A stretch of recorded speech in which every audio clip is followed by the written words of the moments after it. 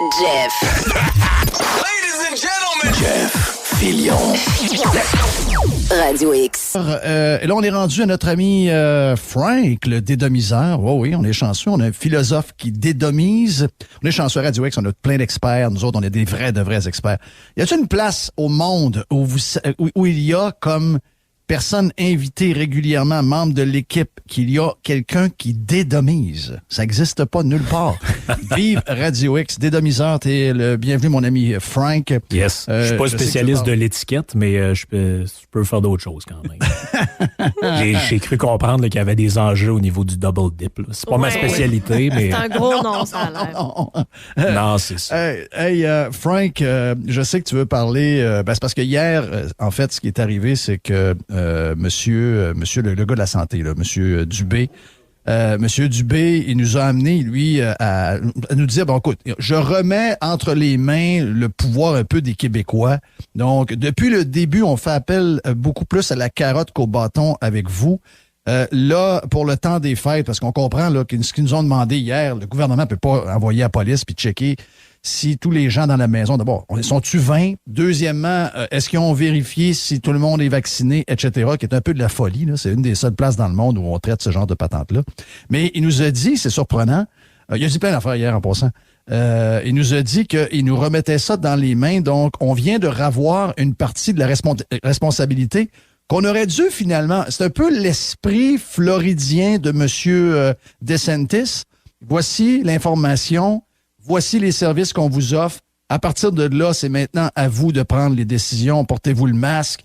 Quand vous avez des symptômes, allez vous faire tester. Si vous voulez avoir le vaccin, voici les endroits où vous pouvez le prendre, etc. Mais ultimement, vous êtes des adultes et c'est vous qui décidez. C'est un peu ça que nous a envoyé hier. Mais j'aimerais ça que... Ouais, mais j'aimerais ça que tu aies raison dans ton interprétation des faits là-dessus. Moi, le bout que je trouve plus inquiétant, c'est... d'abord, l'utilisation de l'analogie de la carotte puis le bâton, là, si vous vous rappelez un peu de quoi c'est habituellement, c'est pour parler d'un âne.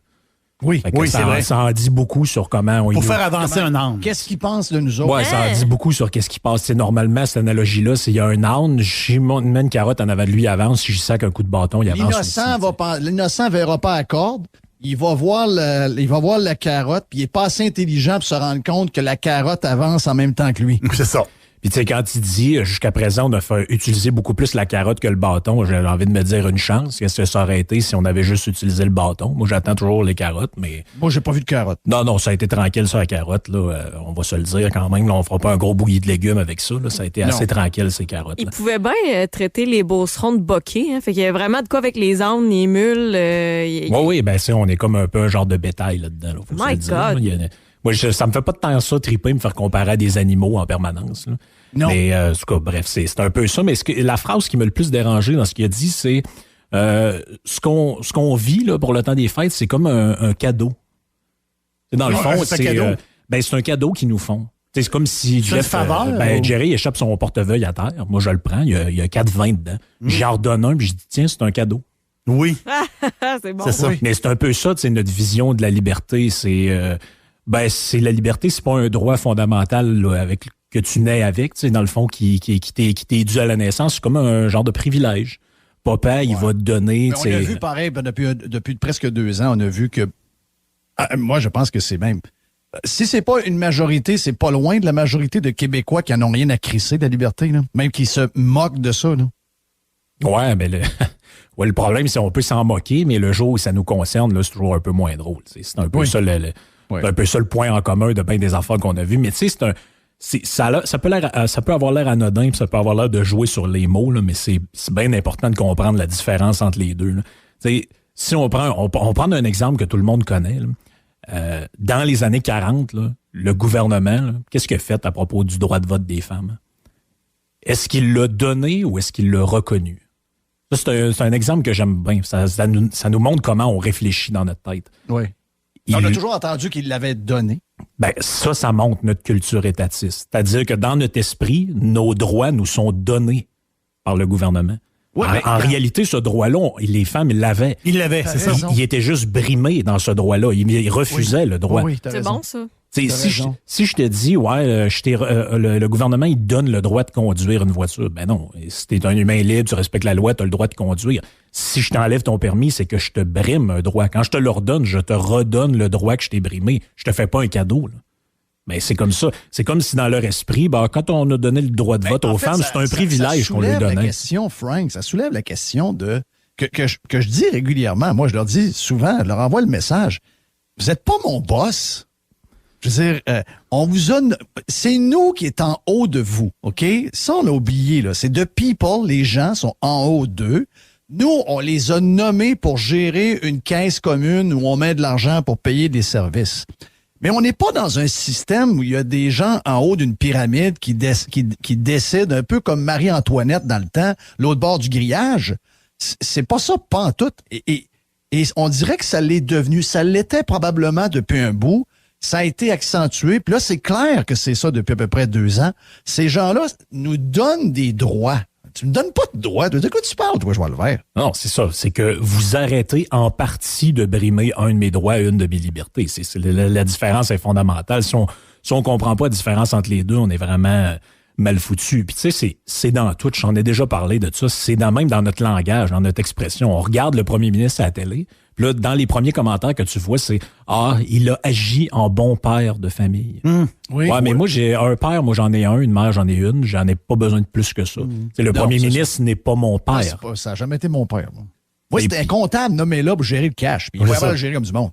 Mais tu vois comment on a un clash là, entre les gens qui pensent d'une manière et les gens qui pensent d'une autre. Puis c'est pas nécessairement, là, c'est pas malveillant, là, les gens qui pensent de même, ils sont peut-être juste jamais arrêtés à réfléchir à ça. Mais pensez-y comme il faut. Là. Est-ce que vous voulez vraiment vivre dans un monde où les droits et libertés que vous avez, c'est toujours un cadeau qu'on vous fait? Parce qu'un cadeau, ça vient aussi avec du chantage. C'est ça l'affaire aussi, c'est qu'un cadeau, je peux te le reprendre comme ça me tente. C'est un privilège qu'on vous donne là, pour le temps des fêtes. Ça se peut qu'après, on le retire. C'est un peu ça qui est sous-entendu là-dedans. Là. Puis moi, je répondrais là, comme un enfant au primaire, là, donner, c'est donner. Tu peux pas le reprendre. Regarde, pour les masques, ils l'ont fait. Ils viennent de le faire pour les kids. Là. On leur a enlevé le masque. Puis là, on décide. Pourtant, il n'y a pas de jeunes à l'hôpital. Il y a 26 jeunes de 5 à 11 ans qui se sont ramassés depuis 2 ans à l'hôpital pour la COVID. Il y en a 56 qui ont passé à l'hôpital. Il y a 52. Donc, il y a 50% des 52 qui étaient là puis qui n'étaient pas là pour la COVID puis qui l'ont qui ont été testés pendant, mais qui n'avaient pas de symptômes, etc., mais qui ont été calculés dans le 56. Donc, le vrai chiffre, c'est 26. Donc, il n'y a pas personne de malade là-dedans. Et c'est un des groupes qui est sous-représenté à l'hôpital comme ça se peut pas. Et malgré ça, le gouvernement, pour montrer que c'est le bon père de famille et que c'est lui qui mène, juste pour montrer qu'il est en contrôle de la patente, va leur mettre des masques d'en face encore. Donc, c'est un peu ce genre de comportement-là qu'on vit et que ça devient comme une manière de faire. C'est ce qu'on vient de voir dans les 18-20 derniers mois, c'est quelque chose qui ne partira pas, Frank. Ils vont toujours être de plus en plus présents dans nos vies. Ils vont toujours être de plus en plus nous mettre des règles. Ils vont nous montrer que c'est eux autres qui décident. Et le pire, c'est que ce que j'ai compris, beaucoup de Québécois sont très à l'aise avec un genre de gouvernement autoritaire. Ça semble les plaire parce que eux, ce qu'ils disent, c'est que ça m'empêche de penser, ça m'empêche de prendre des décisions. J'aime mieux me faire guider de cette manière-là. Ça, c'est freakant, pas à peu près. Oui, c'est freakant, puis c'est dans tout. Hein. C'est dans tout ce qu'on fait. Tu sais, comment on appelle... Quand tu as un commerce puis tu as besoin d'avoir une autorisation pour faire quelque chose, on appelle ça un permis dans le langage populaire. Ah, ben j'ai acheté ça, fait que maintenant, j'ai le droit de faire quelque chose. En réalité, c'est pas un droit qui t'est donné. On a mis un règlement qui limite ta capacité de faire telle et telle affaire. Puis en fait, c'est quelque chose qui vient de brimer. C'est pas un droit que tu as acheté, mais c'est partout. C'est dans notre langage, c'est notre manière qu'on voit les politiciens, notre manière de voir les choses. Puis ça, ben, comme tu dis, on peut, quand t'es dans une période, ça va bien, ben là, c'est un peu enterré comme genre de problème. On se préoccupe pas trop de ça, mais là, quand tu vois dans quel monde on est, ben là, tu vois, il arrive une crise, tu te dis, bon, finalement, c'est peut-être plus important que ce qu'on pensait. Là. La manière dont on voit la liberté, la manière dont on voit nos droits. Et si tu considères que tes droits et libertés, c'est un privilège que le gérant en haut et que ton père, que le bon père de famille, le bon père de la nation te donne, il y a quand même un sacré problème. On dirait un régime seigneurial. On dirait qu'il y a un genre de seigneur qui est là en haut, puis que lui, autrement dit, l'espèce de plèbe qui travaille sur ses terres, lui, il a le droit qui juge et juré. Oui, exactement ça. Des médias, n'oubliez pas la pub des médias. Toi, tu dis des choses qui me protègent, je vais te donner beaucoup d'argent. Toi, Radio X, tu questionnes mes affaires qui aujourd'hui sont les questions posées par tout le monde, puis tout le monde a l'air à des kings, puis tout le monde a l'air, finalement, l'opposition, finalement, tel média pose des questions. C'est facile aujourd'hui, mais on était les seuls à le faire à l'époque et eux autres n'étaient pas contents, puis on dit, vous autres, c'est terminé. Tu sais, c'est un genre de régime que jamais on pensait. Moi, je pensais pas vivre dans un régime de même. Moi, j'ai découvert que je vivais, tu sais, tantôt, quelqu'un que je connais me disait, moi, jamais j'irai en Arabie Saoudite, c'est un régime désastreux, ça, parfait. Mais moi, je pense pas qu'on ait la leçon à faire de personne. Je comprends qu'on est dans un autre stade à ce niveau-là, on part de plus loin. Mais moi, j'ai reculé beaucoup dans mes droits. Il y a des choses que je ne pensais pas qui allaient être remis en question. Jamais, jamais, jamais c'est arrivé. Puis hier, je veux t'entendre là-dessus, d'ailleurs, Frank était de la misère avec nous autres. Hier, on a twisté les affaires. Moi, c'est de voir parce qu'ils connaissent leur clientèle qui sont branchés sur les postes de TV, qui les écoutent en direct, c'est de voir comment ils manipulent ces gens un peu apeurés, devenus faibles avec le temps, la fatigue, la peur, les émotions et tout. Les twists qu'ils vont prendre un peu en hypocrite, comme hier, celui qui m'a marqué, que j'ai trouvé ça vraiment spécial, pour empêcher les non-vaccinés d'être invités à Noël et créer des divisions puis de la zizanie à travers les familles. Ce qu'on a avoué hier, c'est quelque chose. Là. On a finalement dit, vous savez, hein, même si vous êtes vaccinés, là, puis vous êtes tous ensemble à être vaccinés, vous pouvez avoir la COVID et vous pouvez la donner à quelqu'un d'autre. Ce qu'on ne disait pas jamais. Et là, ensuite, pour rajouter à l'histoire, et by the way, vu que vous êtes vacciné, que vous avez attrapé la COVID et que vous pouvez la donner à quelqu'un d'autre, vous pouvez la donner à votre beau-frère innocent qui n'est pas vacciné et qui pourrait se ramasser aux soins intensifs. Ouais. Wow! Ouais, puis ça devient dur à suivre parce qu'on patauge tout le temps un peu dans le discours contradictoire. Tu sais, la conférence de presse s'ouvre, puis là, on commence à dire, ouais, là, c'est important pour limiter la transmission d'aller chercher la dose de rappel chez les gens qui ont Fait que là, tu dis, OK, bon, le vaccin limite la transmission. 3 minutes plus tard, c'est, là, à Noël, vous allez quand même pouvoir vous le passer, même si tout le monde est vacciné. Donc là, c'est bien important qu'il n'y ait pas un qui le soit pas, parce que vous allez y donner, puis il va se ramasser à l'hôpital. À un moment donné, tu te dis, là, ça transmet ou ça transmet pas? Puis ça date pas d'hier, là. Il y avait tu te rappelles la conférence, il y a pas si longtemps, quand il était encore stické sur l'histoire de la vaccination obligatoire du personnel de santé. Dans la même conférence, il nous disait, vous pouvez l'avoir et le donner en étant vacciné. Puis il nous disait, 3 minutes après, on fait ça pour limiter la transmission des hôpitaux. T'sais. Oui. Il y a quoi, une semaine, quand le variant Omicron est arrivé et qu'ils nous ont dit, bon, là, ça a l'air que les vaccins fonctionnent pas pour le variant Omicron, mais pour pas pogner le variant Omicron, ceux qui sont pas vaccinés, allez vous faire vacciner. Oh oui. Des fois, ils sont durs. Je sais pas, c'est peut-être de la fatigue, c'est peut-être qu'ils sont pas aussi mal intentionnés qu'on le pense. C'est peut-être des gens qui sont rendus au bout du rouleau, là, je sais pas. Bon, je pense que Mané aussi, il cherche des arguments pour essayer de convaincre le monde. C'est ça l'affaire, tu sais, c'est l'analogie, c'est pas anodin d'utiliser ça comme terme. Là. La carotte puis le bâton, là. C'est là, de temps en temps, un petit coup de bâton. Oh, là, les gens se baraquent un peu. L'histoire, le sport des jeunes, ces affaires-là. Ouais. Là, ça va être peut-être mieux d'utiliser la carotte. Ouais. La carotte, ça va être une loto. C'est quand vous allez faire vacciner, on va vous donner un hot dog, puis vous allez pouvoir gagner un voyage dans le sud. Ça, c'est un petit coup de carotte. Un petit coup de bâton, ça va être, si vous y allez pas, vous pourrez plus rentrer au restaurant, vous aurez pas votre passeport. C'est ça. C'est un peu toujours l'alternance entre la carotte et le bâton. Au bout du compte, tu te dis, là-dedans, mon choix personnel de faire ce que je veux, il est assez limité, là. C'est vu un peu comme, c'est suspect, ça. D'ailleurs, Dubé, il avait déjà dit ça dans une entrevue qu'il donnait. Il dit, je trouvais ça un peu inquiétant comme type de phrase. Il disait, quand l'intérêt individuel est plus important que celui de la collectivité, là, c'est là qu'on commence à avoir des problèmes. Là, tu te dis, la démocratie, c'est pas la collectivité qui impose tout à tout le monde. Là. C'est pas de même, ça a été pensé. Là. Mais la démocratie, c'est aussi le respect des droits et libertés. Sinon, on peut prendre les chartes et les passer dans la poubelle aussi. Là. Oui, c'est ça. La Constitution, on va tout enlever ça, puis ça va être bien correct. Oui, c'est ça. Tout ce qui nous protège comme individu, on va sacrer ça à la poubelle. Il me reste 2 minutes. Je veux entendre notre philosophe Frank le dédomiseur sur ce qui est arrivé quand même cette semaine.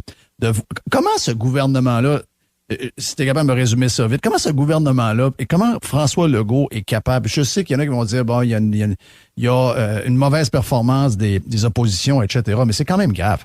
Tout ce qu'on a su cette semaine sur les CHSLD, que ces gens-là ont été carrément oubliés, que en fait, François Legault nous mentait carrément à la télévision, alors que les dirigeants qui étaient connectés avec les CIUS disaient, mais c'est ce que vous dites à la télévision, c'est pas vrai. Je n'ai pas d'équipement, j'ai reçu qu'une boîte de masques, j'ai rien, mon personnel fuit, etc.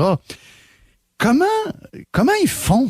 Comment ils font alors que n'importe où dans le monde, sauf dans les pays merdiques, tous ces dirigeants-là, avec ce qu'ils ont passé, donc ce qu'on a su dans les dernières semaines, ce qu'on sait depuis le début de cette crise-là, il n'y a pas un gouvernement dans des endroits, dans des pays respectables qui reste là. Sont obligés de démissionner, ils sont obligés de passer à pas qu'un autre. Comment ils font? Oui. Mais tu remarqueras rapidement un élément de réponse à ta question, c'est de plus en plus, là, on a tassé complètement le premier ministre de tout ce qui est négatif. Là, il ne fait que des conférences de presse positives. La semaine passée, c'était les peintures de Riopelle, puis les musées bleus, puis les espaces bleus, pardon. Puis là, tu sais, c'est le but de la vie, c'est d'aller d'un musée. Avant ça, c'était on inaugure des maisons des aînés. Une autre fois, c'est on annonce la création de temps d'emploi, de places de... C'est tout ce qui est positif, ils vont y garder, puis ils font faire les trucs plus plates à Dubé puis à Arruda, en gros. Là. Oui, surtout Christian Dubé. C'est carrément ça. CL, ouais. Je pense que la ligne de CL, on essaye d'y refaire une belle jambe.